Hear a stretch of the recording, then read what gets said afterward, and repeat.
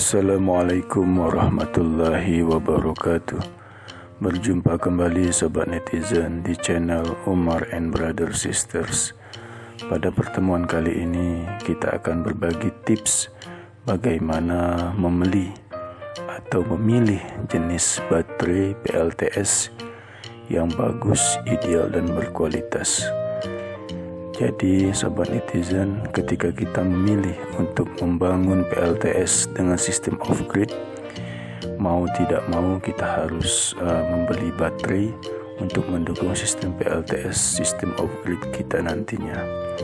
Jadi ada spesifikasi tertentu yang harus kita gunakan saat kita mengevaluasi opsi baterai PLTS yang akan kita beli atau kita gunakan nantinya.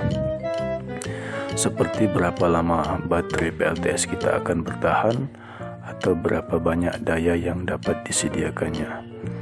Jadi sobat netizen, sebelum membeli baterai, ada baiknya sobat netizen harus memperhatikan beberapa hal, istilah-istilah sebagai berikut.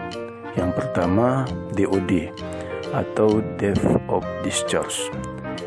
DOD ini adalah jumlah energi yang digunakan dari baterai. Ketika spesifikasi baterai menyatakan bahwa siklus hidupnya mungkin lebih besar dari 1500 siklus dengan DOD 80%, artinya hal tersebut hanya akan terjadi jika penggunaan energi tidak melebihi 80% dari kapasitas nominalnya.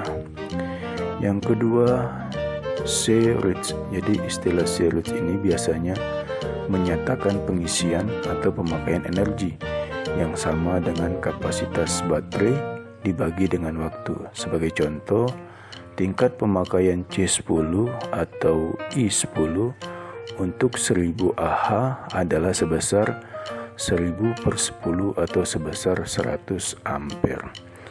Yang ketiga adalah deep discharge, adalah ketika energi baterai dipakai di bawah tegangan end of discharge atau tegangan di pemakaian akhir. Tegangan end of discharge itu sendiri adalah titik tegangan baterai ketika baterai telah benar-benar habis terpakai atau ketika SOC-nya kurang dari 20%.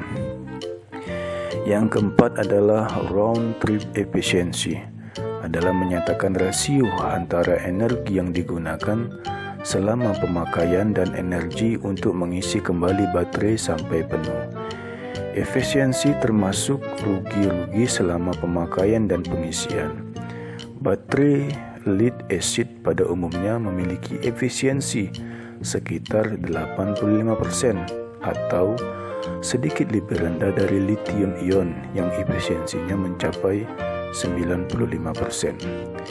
Istilah yang kelima adalah overcharge, adalah ketika arus berlebih diterapkan pada baterai di akhir pengisian. Overcharge menyebabkan terjadinya elektrolisis sehingga terjadi pembentukan gas serta hilangnya air. Yang keenam adalah siklus atau cycle, adalah satu kali urutan pengisian dan pemakaian. Lead acid baterai ditentukan sebagai siklus pakai atau jumlah siklus sebelum baterai mengalami penurunan kapasitas atau rusak. Idealnya, baterai yang baik harus memiliki setidaknya 2000 siklus atau setara dengan 5 tahun operasi.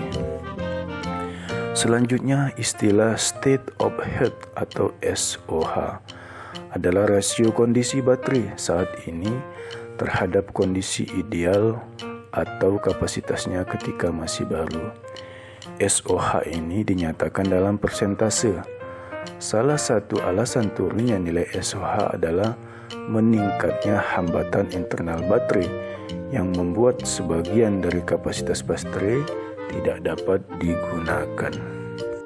Nah, setelah memahami berbagai istilah baterai PLTS yang sudah disebutkan tadi, berikut adalah berbagai jenis baterai yang bisa digunakan untuk PLTS yang kita akan bangun nanti. Yang pertama, baterai starter mobil atau aki starter mobil. Baterai starter mobil biasa digunakan di berbagai kendaraan bermotor, tipenya ada yang float atau perlu air aki, ada juga yang PRLA atau low maintenance. Namun, aki mobil ini tidak tepat digunakan untuk sistem PLTS. Mengapa? Karena DOD-nya rendah dan juga harus terus dicas sebagaimana penggunaan saat di kendaraan. Aki mobil mempunyai arus yang tinggi, namun DOD cukup rendah karena fungsinya untuk starting. Setelah itu, dia segera dicas dalam perjalanan. Apakah aki mobil bisa untuk listrik tenaga surya? Bisa saja digunakan, tapi umur pakai tidak bisa bertahan lama jika sering dikuras atau discharging. Yang kedua, sobat netizen, adalah jenis baterai deep cycle. Baterai deep cycle merupakan baterai yang didesain untuk masa pakai yang panjang dengan DOD yang tinggi. Baterai deep cycle bisa dikuras hingga kapasitas 80%. Namun, jika digunakan 50% akan menambah siklus masa pakai atau umur baterai. Jadi baterai deep cycle ini pun dibagi beberapa, sobat netizen. Yang pertama adalah flooded lead acid battery atau kita biasa sebut dengan aki basah.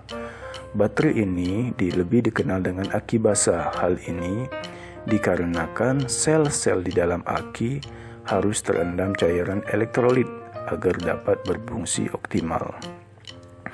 Dan jika level cairannya kurang, maka harus ditambah. Ciri-cirinya, setiap sel ada katup untuk pengisian cairan elektrolitnya.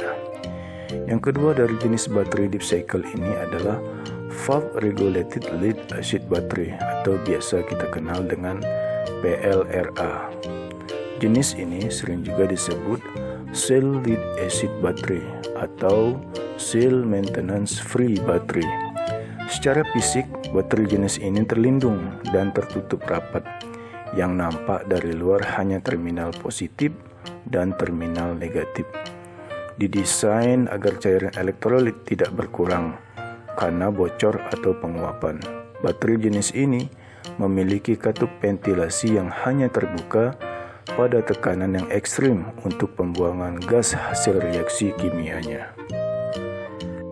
Dikarenakan tidak ada katup untuk isi ulang cairan elektrolitnya, baterai ini dikenal juga dengan baterai bebas perawatan.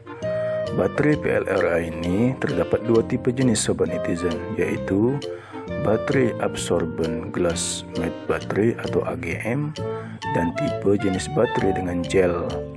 Baterai jenis ini memiliki cairan elektrolit yang dicampur dengan pasir silika sehingga menjadi kental seperti agar-agar atau puding gel. Gel ini yang berfungsi sebagai cairan elektrolit. Yang ketiga, sobat netizen, adalah baterai lithium. Jenis baterai untuk PLTS yang paling baru adalah baterai Li-ion. Baterai ini mungkin sudah tidak asing lagi bagi kita karena juga digunakan di banyak peralatan elektronik portable seperti ponsel kita Android ataupun laptop. Perbedaan utama adalah soal skala.